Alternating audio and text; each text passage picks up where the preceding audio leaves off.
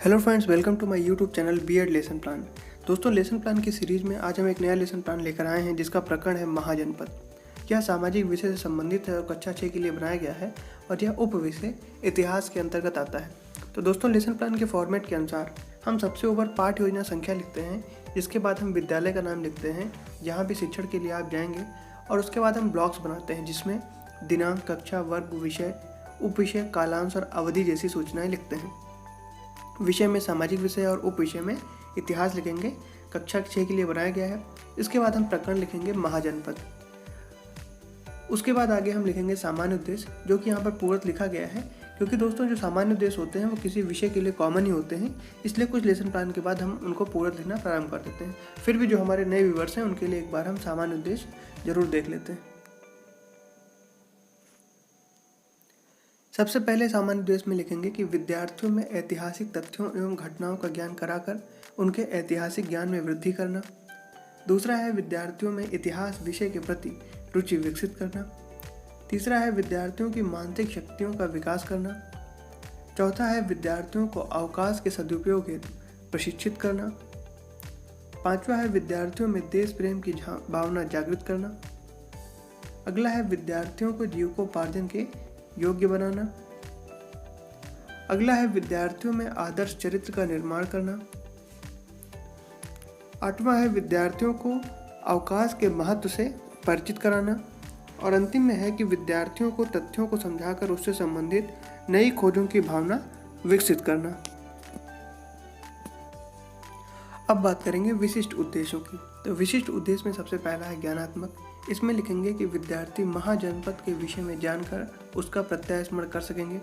अवबोधात्मक में लिखेंगे कि विद्यार्थी महाजनपद काल के सामाजिक, राजनीतिक एवं आर्थिक जनजीवन की स्थिति के बारे में जानकारी प्राप्त कर सकेंगे। कौशलात्मक में लिखेंगे कि विद्यार्थी में महाजनपद कालीन समय में सामाजिक जनजीवन तथा महाजनपदों को चार्ट द्वारा प्रदर्शित करने का कौशल विकसित हो सकेगा।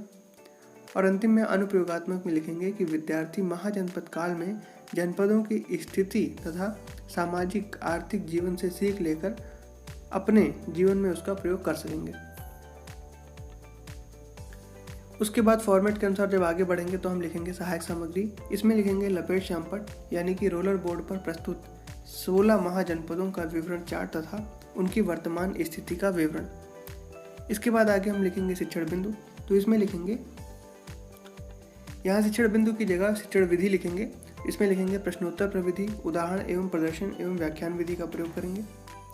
पूर्व ज्ञान में लिखेंगे विद्यार्थी महाजनपद एवं उनकी वर्तमान स्थिति तथा धार्मिक आंदोलन के बारे में सामान्य जानकारी रखते हैं।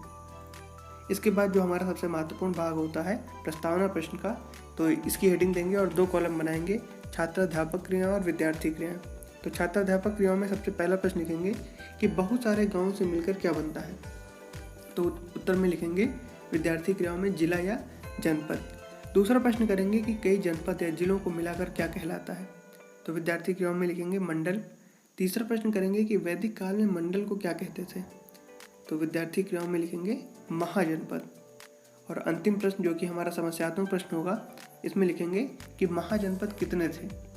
तो ये समस्यात्मक प्रश्न हो जाएगा और इसी के अनुसार उद्देश्य कथन लिखेंगे कि बच्चों या छात्रों या छात्राओं, आज हम महाजनपद के बारे में अध्ययन करेंगे। इसके बाद जो हमारा कोर लेसन प्लान होता है उसके लिए हम हेडिंग देंगे प्रस्तुतिकरण की। 3 कॉलम बनाएंगे इसमें, शिक्षण बिंदु, छात्राध्यापक क्रियाएं और विद्यार्थी क्रियाएं। तो इसमें हम शिक्षण बिंदु में सबसे पहला पॉइंट लिखेंगे जन से जनपद। तो प्रश्न करेंगे छात्राध्यापक क्रियाओं में कि जन किसे कहते हैं। तो विद्यार्थी क्रियाओं में लिखेंगे संभावित उत्तर। स्पष्टीकरण में लिखेंगे कि वैदिक काल में किसी कुल जनजाति या लोगों के समूह को जन कहा जाता था। प्रत्येक जन का राजा होता था। लगभग 600 ईसा पूर्व में जन का राजा अब जनपद का राजा माना जाने लगा। जनपद का शाब्दिक अर्थ है जन के बसने की जगह, अर्थात ऐसा भूखंड जहाँ कोई जन अपना पांव रखता है अथवा बस जाता है। और विद्यार्थी क्रियाओं में लिखेंगे कि विद्यार्थी ध्यानपूर्वक सुनेंगे। फिर अगले शिक्षण बिंदु में लिखेंगे महाजनपद। तो प्रश्न करेंगे कि महाजनपद किसे कहते हैं। तो उत्तर में लिखेंगे विद्यार्थी क्रियाओं में संभावित उत्तर। इसका स्पष्टीकरण लिखेंगे कि बच्चों, आपका जनपद यानी कि जिला कई तहसीलों से मिलकर बना होता है। कई जनपदों से मिलकर आपका प्रदेश बनता है। इसी प्रकार प्राचीन काल में छोटे छोटे जनपद मिलकर महाजनपद बन गए। वैदिक कालीन जनपदों ने अपनी भौगोलिक परिस्थितियों का लाभ उठाकर अपना विकास किया तथा स्वयं को सुविधा संपन्न बनाया। प्रकृति से प्राप्त संसाधनों जैसे कि हाथी, लोहा आदि को अपनी सामरिक शक्ति बढ़ाने और उपकरण आदि का निर्माण करने का प्रयोग किया। बौद्ध पुस्तक अंगुत्तर निकाय में इनका उल्लेख मिलता है। और विद्यार्थी गृह में हम लिखेंगे कि विद्यार्थी ध्यानपूर्वक सुनेंगे।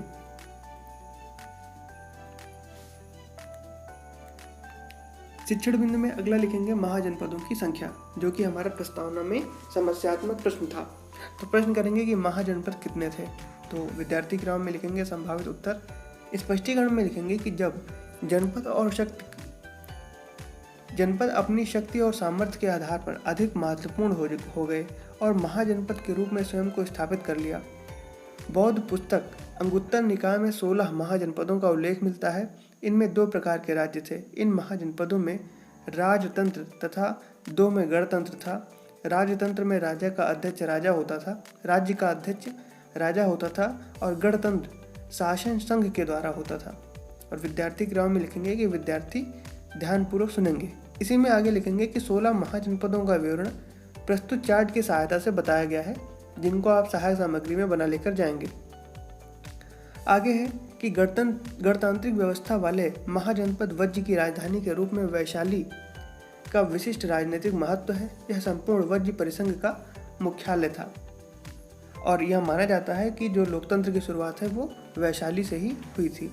इन 16 महाजनपदों में मगध, कौशल, वत्स, अवंती अत्यंत शक्तिशाली थे, अतः यह प्रमुख महाजनपद कहलाए। इनमें भी मगध और अवंती ज़्यादा महत्वपूर्ण सिद्ध हुए। इसके बाद अगली हेडिंग हम देंगे बौद्ध प्रश्न की। तो इसमें प्रश्न करेंगे पहला, इसमें भी 2 कॉलम बनाएंगे प्रश्न और उत्तर के। पहला प्रश्न लिखेंगे कि 16 में से 4 प्रमुख महाजनपदों के नाम बताइए। तो इसमें उत्तर में लिखेंगे कि 16 में से 4 प्रमुख महाजनपद मगध, कौशल, वत्स एवं अवंती प्रमुख हैं। दूसरा है काशी का आधुनिक नाम क्या है। तो उत्तर में लिखेंगे कि काशी का आधुनिक नाम वाराणसी है। तीसरा प्रश्न करेंगे कि गणतंत्रात्मक व्यवस्था वाले 2 महाजनपदों के नाम बताइए। तो प्रश्न के उत्तर के में लिखेंगे कि गणतंत्रात्मक व्यवस्था वाले 2 महाजनपद वज्र तथा मल्ल थे। चौथा प्रश्न है कि गणतंत्रात्मक व्यवस्था में राज्यों पर किसका शासन होता था। तो उत्तर में लिखेंगे कि गणतंत्रात्मक व्यवस्था में राज्यों पर गण अथवा संघ का शासन होता था।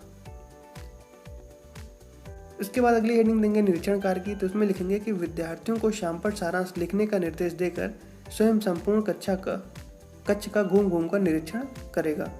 तो ये जो बहुत प्रश्न होते हैं इनको शामपट सारांश भी कहा जाता है। तो इनके बाद इसको लिखेंगे। मूल्यांकन प्रश्न में लिखेंगे जो कि मौखिक रूप से पूछे जाएंगे। तो इसमें पहला प्रश्न लिखेंगे कि 16 महाजनपदों का उल्लेख कहाँ मिलता है। तो इसका उत्तर छात्रों से मौखिक रूप से ही प्राप्त किया जाएगा। दूसरा है कि 16 महाजनपदों में 2 प्रकार के राज्य कौन कौन से थे। अगला प्रश्न होगा कि महाजनपद वज्र की राजधानी क्या थी। और अंतिम प्रश्न मूल्यांकन प्रश्न में लिखेंगे कि कुरु का आधुनिक क्षेत्र क्या है।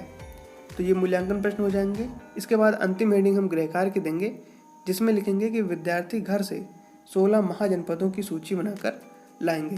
तो दोस्तों यहाँ पर हमारा लेसन प्लान समाप्त होता है। वीडियो आपको कैसा लगा हमें कमेंट करके ज़रूर बताइए। वीडियो को हमारे लाइक करें, चैनल को सब्सक्राइब करें और दोस्तों के साथ शेयर करना ना भूलें। धन्यवाद।